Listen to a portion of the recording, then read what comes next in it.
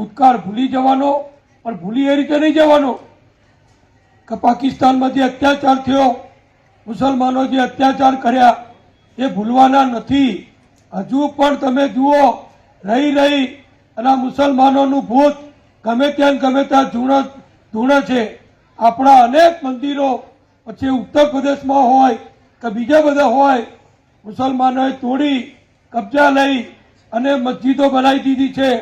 એ બધું ધીમે ધીમે અત્યારે આપણા મુખ્યમંત્રી યોગી આદિત્યનાથજી જે કામ કરી રહ્યા છે એ તમે જુઓ છો.